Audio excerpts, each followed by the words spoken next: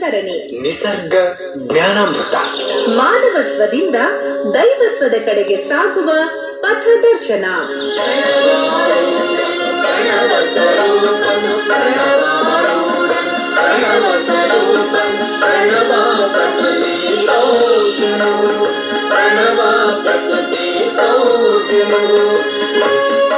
ಪ್ರಾಯೋಜಕರು ವೈದ್ಯ ಸಂಗಣ್ಣ ಯೋಗ ಮತ್ತು ನಿಸರ್ಗೋಪಚಾರ ಕೇಂದ್ರ, ಶ್ರೀ ಗುರು ಬಸವ ಮಹಾಮನೆ, ಮನಗುಂಡಿ, ಧಾರವಾಡ.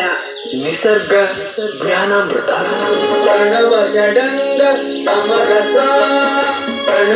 ಈ ಕಾರ್ಯಕ್ರಮಕ್ಕೆ ಶುಭಾಶಯ ಕೋರುತ್ತಾರೆ ಡಾಕ್ಟರ್ ಪ್ರಕಾಶ್ ಶಿವಪ್ಪ ಮತಿವಾಡೆ, ನಿವೃತ್ತ ಸಹ ಸಂಶೋಧನಾ ನಿರ್ದೇಶಕರು, ಕೃಷಿ ವಿಶ್ವವಿದ್ಯಾಲಯ, ಧಾರವಾಡ.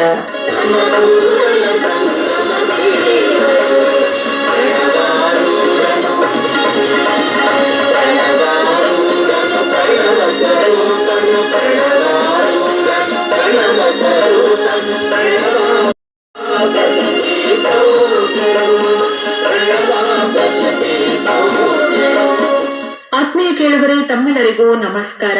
ನಿಸರ್ಗ ಜ್ಞಾನಾಮೃತ, ಮಾನವತ್ವದಿಂದ ದೈವತ್ವದೆಡೆಗೆ ಸಾಗುವ ಪಥದರ್ಶನ ಕಾರ್ಯಕ್ರಮ ಸರಣಿಗೆ ನಿಮ್ಮೆಲ್ಲರಿಗೂ ಪ್ರೀತಿಯ ಸ್ವಾಗತ. ನಮ್ ಜೊತೆ ಸ್ಟುಡಿಯೋದಲ್ಲಿ ಧಾರವಾಡದ ಮನಗುಂಡಿಯ ವೈದ್ಯ ಸಂಗಣ್ಣ ಯೋಗ ಮತ್ತು ನಿಸರ್ಗೋಪಚಾರ ಕೇಂದ್ರ, ಶ್ರೀ ಗುರು ಬಸವ ಮಹಾಮನೆಯ ಶ್ರೀ ಬಸವಾನಂದ ಸ್ವಾಮೀಜಿಯವರಿದ್ದಾರೆ. ಹೋದ್ವಾರ ನಾವು ಶರೀರವನ್ನ ಹೇಗಿಟ್ಕೊಳ್ಬೇಕು, ಏನಾದ್ರೂ ಸಾಧನೆ ಮಾಡ್ಬೇಕಾಗಿದೆ, ಮುಖ್ಯವಾಗಿ ಶರೀರವನ್ನ ಸೌಖ್ಯವಾಗಿ ಇಟ್ಕೊಳ್ಬೇಕು ಅನ್ನೋದ್ರ ಬಗ್ಗೆ ಸಾಕಷ್ಟು ವಿಚಾರಗಳನ್ನ ತಿಳ್ಕೊಂಡಿದ್ವಿ. ಆದ್ರೆ ಶರೀರವನ್ನ ನಾವು ಅರ್ಥ ಮಾಡ್ಕೊಳ್ಬೇಕು ಅಂತ ಹೇಳಿ ಸ್ವಾಮೀಜಿಯವರು ಹೋದ್ವಾರ ಹೇಳಿದ್ರು. ಸ್ವಾಮೀಜಿ, ಈ ಶರೀರವನ್ನ ಅರ್ಥ ಮಾಡ್ಕೊಳ್ಳುವ ಕ್ರಮ ಹೇಗೆ ಅಂತ ಇವತ್ತಿನ ಪ್ರಶ್ನೆ ನಮ್ದು. ಎಲ್ಲರಿಗೂ ನಮಸ್ಕಾರ. ಶ್ರೋತೃಗಳೇ, ಶರೀರವನ್ನು ಅರ್ಥ ಮಾಡ್ಕೊಳ್ಬೇಕಾದ್ರೆ ಎರಡು ವಿಧಾನಗಳಿದ್ದಾವೆ. ಒಂದು ವೈಜ್ಞಾನಿಕ ವಿಧಾನ, ಎರಡನೇದು ಆಧ್ಯಾತ್ಮಿಕ ವಿಧಾನ. ವೈಜ್ಞಾನಿಕ ವಿಧಾನ ಅಂತಂದ್ರೆ ನಿಮ್ಗೆಲ್ಲ ಗೊತ್ತಿದೆ, ಈ ಶರೀರ ಅಂಗಾಂಗಗಳು, ಕಾಲು, ಕೈ, ಕಣ್ಣು, ಆ ಪಂಚೇಂದ್ರಿಯಗಳು ಅಂತ ಇದಾವೆ, ಅಂತಃಕರಣಗಳು ಅಂತ ಇದಾವೆ, ಇವನ್ನ ಅರ್ಥ ಮಾಡ್ಕೊಳ್ತೀವಿ. ಮತ್ತೆ ರಚನೆ, ಶರೀರದ ರಚನೆ ಹೇಗಾಗಿದೆ ಅಂದ್ಕೊಳ್ಳೆ ವಿಜ್ಞಾನ ಉತ್ತರ ಹೇಳುತ್ತೆ, ಇದು ಜೀವಕೋಶಗಳಿಗಾಗಿದೆ, ಸೆಲ್ಸ್ ಮತ್ತೆ ಟಿಶ್ಯೂಸ್ ಅಂತ ಹೇಳ್ಬಿಟ್ಟು ಊತಕಗಳು ಅಂತ ಹೇಳ್ತಾರೆ, ಇವುಗಳಿಂದ ಶರೀರ ನಿರ್ಮಾಣ ಆಗಿದೆ ಅಂತ ಹೇಳ್ತಾರೆ. ಇನ್ನು ನಮ್ಮ ಆಧ್ಯಾತ್ಮ ಮಾರ್ಗದಲ್ಲಿ ಶರೀರವನ್ನು ಅರ್ಥ ಮಾಡ್ಕೋಬೇಕಂದ್ರೆ ಮುಖ್ಯವಾಗಿ ಹೇಳೋದು ಪಂಚಭೂತಗಳಿಂದ ಆಗಿದೆ ಅಂತ. ಪಂಚಭೂತಗಳು ಅಂತ ಈಗಾಗಲೇ ಗೊತ್ತಾಗಿದೆ ನಮಗೆ, ಪೃಥ್ವಿ, ಅಪ, ತೇಜ, ವಾಯು, ಆಕಾಶ. ಇಲ್ಲಿಂದ ಪ್ರಾರಂಭ ಮಾಡ್ಬೇಕು ನಾವು. ಅಂದ್ರೆ ಬ್ರಹ್ಮಾಂಡದಲ್ಲಿ ಹೇಗೆ ಪಂಚಭೂತಗಳಿದಾವೋ ಹಾಗೆ ನಮ್ಮ ಶರೀರದಲ್ಲೂ ಕೂಡ ಪಂಚಭೂತಗಳಿದಾವೆ. ಯಥಾ ಬ್ರಹ್ಮಾಂಡ ತದಾ ಪಿಂಡಾಂಡ ಅಂತ ಹೇಳಿ, ಅಂದ್ರೆ ಬ್ರಹ್ಮಾಂಡ ಹೇಗಿದೆಯೋ ಹಾಗೆ ಪಿಂಡಾಂಡ ಇದೆ. ಪಿಂಡಾಂಡ ಅಂದ್ರೆ ಶರೀರ, ಬ್ರಹ್ಮಾಂಡ ಅಂದ್ರೆ ಇದು ಬೃಹತ್ ಜಗತ್ತು, ಅಂದ್ರೆ ನಕ್ಷತ್ರಗಳು, ಗ್ರಹಗಳು, ಒಟ್ಟು ವಿಶ್ವ, ಅದಕ್ಕೆಲ್ಲ ಬ್ರಹ್ಮಾಂಡ ಅಂತ ಕರಿತೀವಿ. ಬ್ರಹ್ಮಾಂಡ ಹೇಗಿದೆಯೋ ಹಾಗೆ ಪಿಂಡಾಂಡನೂ ಇದೆ ಅಂತ ಹೇಳಿ. ಹಾಗಾದ್ರೆ ಇದ್ರಲ್ಲಿ ಪಂಚಭೂತಗಳಿದಾವ ಹೇಗಿದೆ ಅಂತ ತಿಳ್ಕೋಬೇಕು. ಪೃಥ್ವಿ ಅಂದ್ರೆ ಭೂಮಿ ಅಂತ ಗೊತ್ತಿದೆ ನಿಮಗೆಲ್ಲ. ಭೂಮಿ ತತ್ವ ಯಾವ್ದು ನಮ್ಮ ಶರೀರದಲ್ಲಿ ಅಂತಂದ್ರೆ ಏನು ಗಟ್ಟಿ ತತ್ವಗಳೇನಿದಾವಲ್ಲ ಶರೀರದಲ್ಲಿ ಅವೆಲ್ಲ ಪೃಥ್ವಿ ತತ್ವ. ಉದಾಹರಣೆಗೆ ಮೂಳೆ, ಮಾಂಸ, ಚರ್ಮ, ಕೂದಲು, ಉಗುರು, ಹಲ್ಲು, ಇವೆಲ್ಲವೂ ಯಾವ ತತ್ವ? ಇವು ಪೃಥ್ವಿ ತತ್ವ, ಭೂಮಿ ತತ್ವ. ಆಮೇಲೆ ಜಲತತ್ವ ಇದೆ ಶರೀರದಲ್ಲಿ. ಈಗ ನಿಮ್ಗೆ ಗೊತ್ತಾಯ್ತು, ಪೃಥ್ವಿ ತತ್ವ ಒಂದನ್ನ ಹೇಳ್ಬಿಟ್ರೆ ಇನ್ನೆಲ್ಲಾ ತತ್ವಗಳು ನಿಮ್ಗೆ ಹೆಚ್ಚು ಕಡಿಮೆ ಅರ್ಥ ಆಗ್ಬಿಡುತ್ತೆ. ನೀರು, ರಕ್ತ ಇದೆ ನಮ್ಮಲ್ಲಿ, ಸುಮಾರು 5.5 ಲೀಟರ್ 6 ಲೀಟರ್ವರೆಗೆ ರಕ್ತ ಇದೆ. ಬೆವರು, ಮೂತ್ರ, ಅನೇಕ ರಸಗಳು, ಇದೆಲ್ಲ ಶರೀರದಲ್ಲಿ, ಇದು ಜಲತತ್ವ. ಆಮೇಲೆ ಅಗ್ನಿತತ್ವ ಇದೆ ಶರೀರದಲ್ಲಿ. ಅಗ್ನಿತತ್ವ ಯಾವ ರೂಪದಲ್ಲಿದೆ ಅಂತ ಹೇಳಿ ಪೂಜೆ ಮಾಡ್ತೀರಾ? ಸಾಧ್ಯ ಆಗಲ್ಲ. ಎಲ್ಲದಕ್ಕಿಂತ ಮೊದಲನೇದು ಹಸಿವು, ಉದರಾಗ್ನಿ. ಉದರಾಗ್ನಿ ಇದೆಯಲ್ಲ ಅದು ಅಗ್ನಿತತ್ವ. ಆಮೇಲೆ ಅರಿಷಡ್ ವರ್ಗಗಳು ಅಂತ ಕೇಳಿದ್ರೆ ನೀವೆಲ್ಲ ಒಂದು ಸಂಚಿಕೆಯಲ್ಲಿ, ಅವೆಲ್ಲವೂ ಅಗ್ನಿತತ್ವನೇ. ಕಾಮ, ಕ್ರೋಧ, ಲೋಭ, ಮೋಹ, ಮದ, ಮತ್ಸರಗಳೇನಿದಾವಲ್ಲ ಅಗ್ನಿತತ್ವ. ಆಮೇಲೆ ಅಷ್ಟಮದಗಳು ಅಂತ ಬರುತ್ತೆ. ಆಮೇಲೆ ನೀವು ಡಾಕ್ಟರ್ ಹತ್ರ ಹೋಗ್ತಿರಲ್ಲ, ಡಾಕ್ಟರ್ ಹತ್ರ ಹೋದಾಗ ಮೊದಲು ಪರೀಕ್ಷೆ ಮಾಡೋದೇ ಅಗ್ನಿತತ್ವ. ಜ್ವರ ಎಷ್ಟಿದೆ, ಏನ್ ಕಡಿಮೆ ಇದೆಯಾ, ಹೆಚ್ಚಿದೆಯಾ, ಇದು ಕೂಡ ಅಗ್ನಿತತ್ವ. ವಾಯುತತ್ವ ಇದೆ ಶರೀರದಲ್ಲಿ, ಅಂದ್ರೆ ಪ್ರಾಣ, ಪಂಚ ಪ್ರಾಣ ರೂಪದಲ್ಲಿ ಮತ್ತು ದಶವಾಯುಗಳ ರೂಪದಲ್ಲಿ ಶರೀರದಲ್ಲಿ ವಾಯುತತ್ವ ಇದೆ. ಆಕಾಶ ತತ್ವ ಇದೆಯಾ ಅಂತ ಕೇಳಿದಾಗ ಎಲ್ಲರೂ ಆಶ್ಚರ್ಯ ಆಗುತ್ತೆ. ಶರೀರದಲ್ಲಿ ಆಕಾಶ ತತ್ವ ಇದೆಯಾ? ಸಾಮಾನ್ಯವಾಗಿ ಆಕಾಶ ಅಂದ್ಕೊಳ್ಳಿ ಎಲ್ಲರೂ ನೋಡೋದು ಮೇಲಕ್ಕೆ. ಆಕಾಶ ಅಂದ್ರೆ ಮೇಲಿದೆ, ಹೌದು, ಆಕಾಶ ಮೇಲಿದೆ, ನಾವು ಸುತ್ತಮುತ್ತಲೂ ಇದೆ, ಶರೀರದೊಳಗೂ ಇದೆ.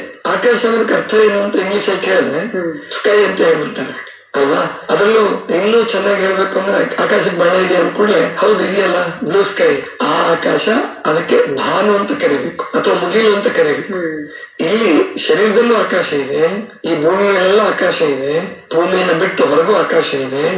ಆ ಆಕಾಶಕ್ಕೆ ಸ್ಪೇಸ್ ಅಂತ ಕರೀತಾರೆ. ಅದರ ಮೇಲೆ ಇವತ್ತು ವಿಜ್ಞಾನ ಇಂಟರ್ ಸ್ಪೇಸ್ ಅಂದ್ರೆ ಭೂಮಿಯ ಗುರುತ್ವಾಕರ್ಷಣೆಯನ್ನು ಮೀರಿ ಮೇಲಕ್ಕೆ ಹೊರಟೋಗ್ಬಿಡುತ್ತೆ.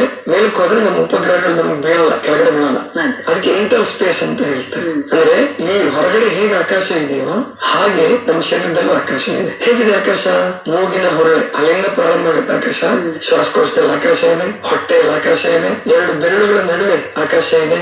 ಎಲ್ಲೆಲ್ಲಿ ಖಾಲಿ ಜಾಗ ಇದೆಯೋ ಅದೆಲ್ಲವೂ ಆಕಾಶ. ಇನ್ನು ಕೆಲವರು ಹೇಳ್ತಾರೆ ಎರಡು ಜೀವಕೋಶಗಳು ಅಂಟ್ಕೊಂಡಿದೆಯಲ್ಲ ಅದ್ರ ನಡುವೆ ಕೂಡ ಆಕಾಶ ಇದೆ ಅಂತ ಹೇಳ್ತಾರೆ. ಅಷ್ಟು ಸೂಕ್ಷ್ಮ ಇದೆ. ಶರೀರದೊಳಗಡೆ ಇರ್ತಕ್ಕಂಥ ಆಕಾಶಕ್ಕೆ ಘಟಾಕಾಶ ಅಂತ ಹೇಳ್ತಾರೆ. ನಮ್ಮ ಆಧ್ಯಾತ್ಮದ ಪರಿಭಾಷೆಯಲ್ಲಿ ಶರೀರದೊಳಗಡೆ ಇರ್ತಕ್ಕಂಥದಕ್ಕೆ ಘಟಾಕಾಶ. ಘಟ ಅಂದ್ರೆ ಶರೀರ. ಇನ್ನು ನಮ್ಮ ಸುತ್ತಮುತ್ತ ಆಕಾಶ ಇದೆ, ಮನೆ ಒಳಗಡೆ ಇದೆ, ದೇವಸ್ಥಾನ ಒಳಗಡೆ ಇದೆ. ಒಟ್ಟು ನಾವು ಕಟ್ಟಿದ ಕಟ್ಟಡಗಳ ಇರ್ತಕ್ಕಂಥದ್ದಕ್ಕೆ ಮಠಾಕಾಶ ಅಂತ ಹೇಳಿ. ಘಟಾಕಾಶ, ಮಠಾಕಾಶ, ಮಹಾ ಆಕಾಶ. ಭೂಮಿ ಚಂದ್ರನ ನಡುವೆ ಇದೆ, ಆಮೇಲೆ ಭೂಮಿ ಮನೆ ನಡುವೆ, ಊರುಗಳ ನಡುವೆ, ರಸ್ತೆಗೆ ಎಲ್ಲ ಕಡೆ ಆಕಾಶ ಇದೆ. ಈ ಭೂಮಿಯನ್ನು ಬಿಟ್ಟಿದ್ದಕ್ಕೆ ಬಾಹ್ಯಾಕಾಶ ಅಂತ ಕರೀತಾರೆ. ಅದಕ್ಕೆ ಇಂಟರ್ ಸ್ಪೇಸ್. ಹಾಗೆ ನೋಡ್ತೋದ್ರೆ 4 ರೀತಿ ಆಕಾಶ ಆಯ್ತು. ಘಟಾಕಾಶ, ಮಠಾಕಾಶ, ಮಹಾ ಆಕಾಶ, ಬಾಹ್ಯಾಕಾಶ, ಇಂಟರ್ ಸ್ಪೇಸ್. ಹೀಗೆ ಪಂಚಭೂತಗಳು ನಮ್ಮ ಶರೀರದೊಳಗೂ ಇದೆ. ಈಗ ನಮ್ಮ ಶ್ರೋತೃಗಳು ಬಹಳ ಮುಖ್ಯ ಗಮನಿಸ್ಬೇಕಾದ್ದು ಅಂದ್ರೆ ಈ ಶರೀರಕ್ಕೆ ಪಂಚಭೂತಗಳ ಕೊರತೆ ಆಗ್ತಿರ್ತಾವಾಗ ಅವನ್ನು ಪೂರೈಸಬೇಕು. ಇದು ತುಂಬಾ ಹೊಸ ವಿಷಯ, ನಿಮ್ಗೆ ತುಂಬಾ ಹಳೆ ವಿಷಯನೇ ಹೇಗೆ ನೋಡ್ತಾ ಹೋದ್ರೆ ನಿಮ್ಗೆಲ್ರಿಗೂ ಗೊತ್ತಿರೋದೆ. ಆದ್ರೆ ಈ ಪರಿಭಾಷೆಯಲ್ಲಿ ಯೋಚನೆ ಮಾಡ್ಬೋದು ಅಂತ ಗೊತ್ತಿಲ್ಲ ಬಹಳ. ಇಷ್ಟೇ ಜ್ಞಾನ ಅನ್ನುವಂಥದ್ದು ಅದು ಪುರಾತನ. ನಾವು ಅನ್ಕೊಂತೀವಿ ಈಗ ಗುರುತ್ವಾಕರ್ಷಣ ನ್ಯೂಟನ್ ಕಂಡಿದ್ರು.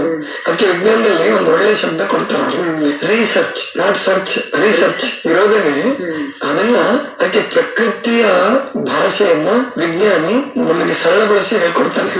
ಗುರುತ್ವಾಕರ್ಷಣ ಹೇಗಿದೆಯಪ್ಪ, ಹಣ್ಣು ಕೆಳಗಡೆ ಬಿಟ್ಟು ಅದನ್ನ ಗುರುತ್ವಾಕರ್ಷಣ ಇದೆ, ಅದನ್ನ ಪ್ರಯೋಗ ಮೂಲಕ ಹೇಳ್ಕೊಡ್ತಾನೆ. ಹೀಗೆ ನಮ್ಮ ಶರೀರದಲ್ಲಿ ಪಂಚಭೂತಗಳಿವೆ ಅಂತ ನೀವು ಯಾವ ಪಠ್ಯದಲ್ಲೂ ಓದಿರಲ್ಲ, ಟೆಕ್ಸ್ಟ್ ಅಲ್ಲಿ ಬರಲ್ಲ ನಿಮಗೀಗ. ವೈದ್ಯಕೀಯ ಕಾಲೇಜ್ನಲ್ಲಿ ನೀವು 5.5 ವರ್ಷ ಅಭ್ಯಾಸ ಮಾಡಿದ್ರು BAMS ಅಲ್ಲಿ ಆಯುರ್ವೇದ ಬಂದ್ರೆ ಬರ್ಬೋದು, ನನಗೆ ಗೊತ್ತಿಲ್ಲ. ಅದು ಅಲೋಪತಿಗಳಂತೂ ಬರೋದಿಲ್ಲ. ಆದ್ರೆ ಅಧ್ಯಾತ್ಮ ಶಾಸ್ತ್ರ ಪ್ರಾರಂಭ ಆಗೋದು ಇಲ್ಲಿಂದಾನೆ. ಯಥಾ ಬ್ರಹ್ಮಾಂಡ ಸ್ಥಳ ಪಿಂಡಾಂಡ. ಹಾಗಂದಾಗ ಹಾಗಾದ್ರೆ ಪಂಚಭೂತಗಳನ್ನು ಹೇಗೆ ಪೂರೈಸ್ತೀರಾ ಶರೀರಕ್ಕೆ ಅದನ್ನ ತಿಳ್ಕೊಂಡು. ಹೇಗೆ ಪೂರೈಸೋದು? ಪೃಥ್ವಿ ತತ್ವವನ್ನು ಹೇಗೆ ಕೊಡ್ತೀರಾ? ಹೇಗೆ ಕೊಡ್ಬೋದು? ಸ್ವಲ್ಪ ಆಲೋಚನೆ ಮಾಡಿ, 2 ಕ್ಷಣ ಆಲೋಚನೆ ಮಾಡಿ ಯಾವ ರೂಪದಲ್ಲಿ ಕೊಡ್ತೀರಾ? ಆಹಾರದ ರೂಪದಲ್ಲಿ. ಅಂದ್ರೆ ಗಟ್ಟಿ ತತ್ವ ಪೋಷಣೆ ಮಾಡ್ಬೇಕಾದ್ರೆ ಆಹಾರ ಬೇಕೇ ಬೇಕು. ಇನ್ನು ಜಲತತ್ವವನ್ನ ಹೇಗೆ ಪೂರೈಸ್ತೀರಾ? ನೀರು ಕುಡಿಯೋದ್ರ ಮೂಲಕ, ಮಜ್ಜಿಗೆ, ಎಳನೀರು, ಹಾಲು, ಹೀಗೆ ಎಲ್ಲ ಈ ಜಲತತ್ವವನ್ನು ನಾವು ಶರೀರಕ್ಕೆ ಪೂರೈಸ್ತೀವಿ. ಆಮೇಲೆ ಅಗ್ನಿ ತತ್ವವನ್ನು ಹೇಗೆ ಪೂರೈಸ್ತೀರಾ ಅಂದ್ರೆ ಈಗ ನಿಮಗೆ ಚಳಿ ಆಗಿದೆ, ಬಿಸಿಲು ಕರೆಸ್ತೀರಾ. ಇಲ್ಲ ಅಂತಂದ್ರೆ ರಾತ್ರಿ ಹೊತ್ತಿದ್ರೆ ಬೆಚ್ಚಿಗೆ ಹೊತ್ಕೊಂಡು ಮಲಗ್ತೀರಾ. ಆಮೇಲೆ ವ್ಯಾಯಾಮ ಮಾಡ್ತೀರಾ. ವ್ಯಾಯಾಮ ಮಾಡೋದು ಕೂಡ ಅಗ್ನಿ ತತ್ವವನ್ನ ಒಂದು ಶರೀರ ಬದುಕಿಸ್ತೀರಾ. ಚೆನ್ನಾಗಿ ಬೆಚ್ಚಗಾಗಿರುತ್ತೆ ನೋಡಿ, ವಾಕಿಂಗ್ ಮಾಡ್ಕೊಂಡು ಬನ್ನಿ ಅಥವಾ ವ್ಯಾಯಾಮ ಮಾಡಿ. ಇನ್ನು ಕೆಲವರಿಗೆ ತಮಾಷೆ ಮಾಡ್ತಿರ್ತೀನಿ ನಾನು, ಜಗಳ ಆಡೋದ್ರ ಮೂಲಕನೂ ಅಗ್ನಿ ತತ್ವ ಕೊಡ್ತಾ ಇರ್ತೀನಿ ನೋಡಿ. ಯಾಕಂದ್ರೆ ತುಂಬಾ ಜಗಳ ಆಡ್ಬಿಟ್ಟು ಕೂಗಾಡಿ ಹೊಡೆದಾಡಿ ಹಾಳ ಅನ್ಸ್ಬಿಡುತ್ತ ಅವ್ರಿಗೆ. ಅದಕ್ಕೆ ಕೆಲವ್ರಿಗೆ ಆಗಾಗ ಜಗಳ ಆಡಿದ್ರೆ ಸಮಾಧಾನ ಮಾಡ್ತಾರೆ. ಅಂದ್ರೆ ಮನುಷ್ಯ ಈ ರೂಪದಲ್ಲಿ ಒದಗಿಸೋದು ಕಲ್ತ್ಕೊಂಡ. ಆಮೇಲೆ ವಾಯು ತತ್ವವನ್ನು ಹೇಗೆ ಕೊಡ್ತೀರಾ? ಪ್ರಾಣಾಯಾಮದ ಮೂಲಕ.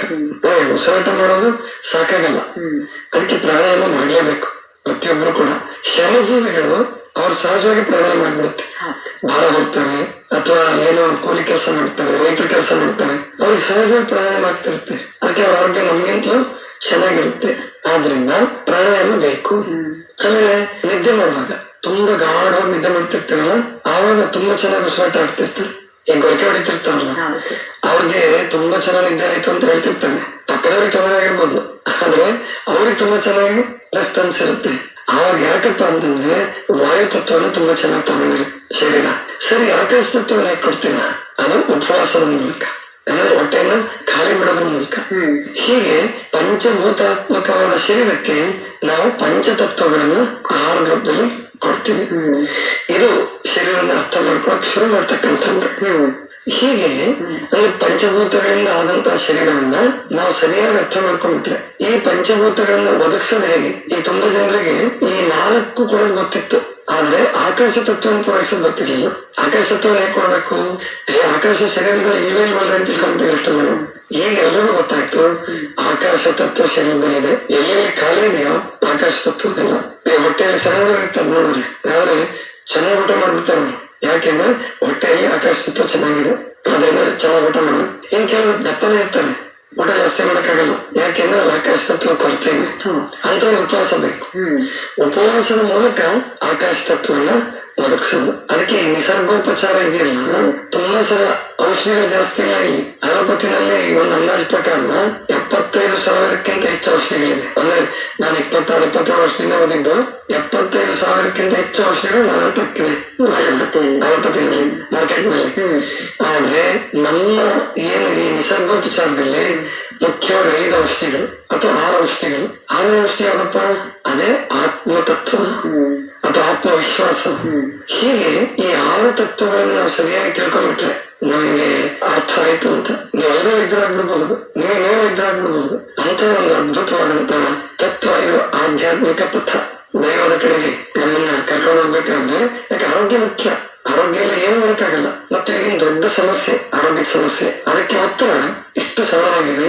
ಇನ್ನೊಂದಿಂದ ನಾವು ಮುಂದಿನ ಸಂಚಿಕೆಯಲ್ಲಿ ನೋಡೋಣ.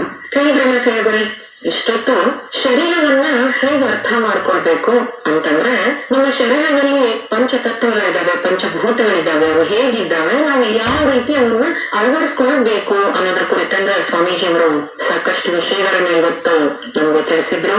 ಮತ್ತೆ ಇವತ್ತು ಅದೇ ಎಂದಿನಂತೆ ನಾವು ಈ ಸಂಚಿಕೆಯಲ್ಲಿ ವಿಜೇತರಾದವರು ಯಾರು ಅಂತ ಹೇಳಿ ನೋಡ್ಬೇಕು.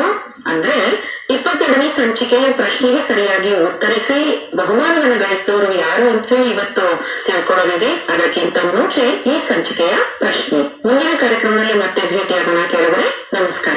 ನಮಸ್ಕಾರ ಸ್ವಾಮೀಜಿ. ನಮಸ್ಕಾರ. ಈ ವಾರದ ಪ್ರಶ್ನೆ, ಪಂಚತತ್ವಗಳನ್ನು ಶರೀರಕ್ಕೆ ಯಾವ ರೂಪದಲ್ಲಿ ಒದಗಿಸಬಹುದು? ಪ್ರಶ್ನೆ ಇನ್ನೊಮ್ಮೆ, ಪಂಚತತ್ವಗಳನ್ನು ಶರೀರಕ್ಕೆ ಯಾವ ರೂಪದಲ್ಲಿ ಒದಗಿಸಬಹುದು? ತಮ್ಮ ಉತ್ತರಗಳನ್ನು ಕಳಿಸಲು ವಿಳಾಸ: ಶ್ರೀ ಗುರು ಬಸವ ಮಹಾಮನೆ, ಚನ್ನಯ್ಯನಗಿರಿ, ಮನಗುಂಡಿ, ಧಾರವಾಡ. ಪೋಸ್ಟ್ ಬಾಕ್ಸ್ ಸಂಖ್ಯೆ 1, ಪಿನ್ ಕೋಡ್ ನಂಬರ್ 580007. ತಮ್ಮ ಉತ್ತರಗಳನ್ನು ವಾಟ್ಸ್ಆಪ್ ಸಂಖ್ಯೆ ಮೂಲಕವೂ ಕಳಿಸಬಹುದು. ಸಂಖ್ಯೆ 807-397-9683. 22ನೇ ಸಂಚಿಕೆಯ ಪ್ರಶ್ನೆ, ಧರ್ಮದ 3 ಸ್ವರೂಪಗಳನ್ನು ತಿಳಿಸಿರಿ. ಉತ್ತರ: ಸಹಜ ಧರ್ಮ, ನ್ಯಾಯ ಧರ್ಮ ಮತ್ತು ಮೈತ್ರಿ ಧರ್ಮ.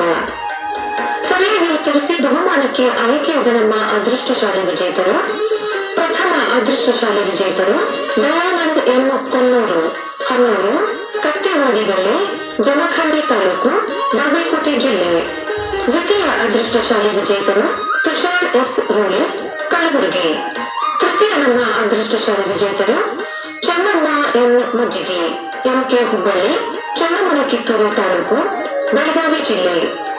ವಿಜೇತರಿಗೆ ಅಭಿನಂದನೆಗಳು. ಕೆಲವರೆ 23ನೇ ಸಂಚಿಕೆಯ ವಿಜೇತರ ಹೆಸರುಗಳನ್ನು ಮುಂದಿನ ಸಂಚಿಕೆಯಲ್ಲಿ ತಿಳಿಸಲಾಗುವುದು.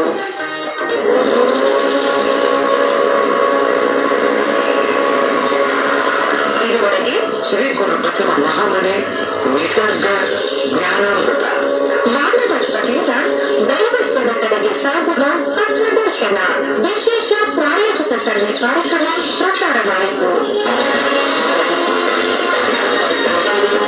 ಭಾಗವಹಿಸಿದ ತಜ್ಞರು ಶ್ರೀ ಬಸವಾನಂದ ಸ್ವಾಮಿಗಳು, ಶ್ರೀ ಗುರು ಬಸವ ಮಹಾಮನೆ, ಮನಗುಂಡಿ, ಧಾರವಾಡ.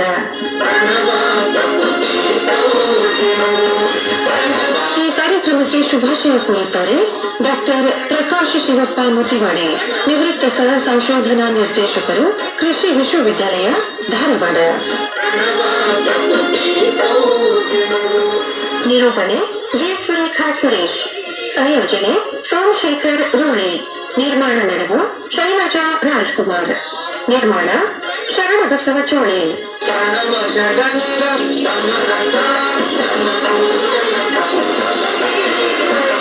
ಶ್ರೀ ಗುರು ಬಸವ ಮಹಾಮನೆ ನಿಸರ್ಗ ಜ್ಞಾನಾಮೃತ.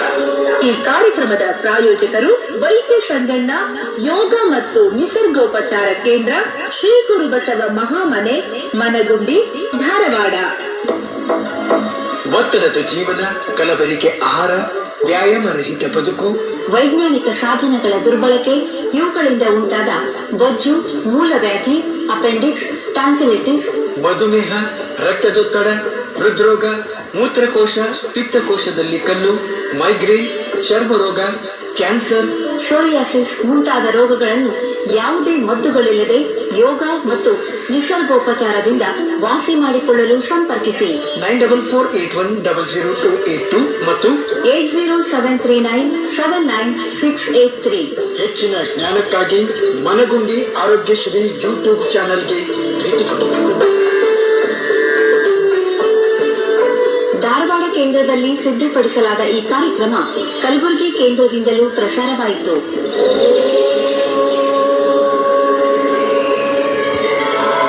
ಮತ್ತೆ ಮುಂದಿನ ಗುರುವಾರ ನಿಸರ್ಗ ಜ್ಞಾನಾಮೃತ.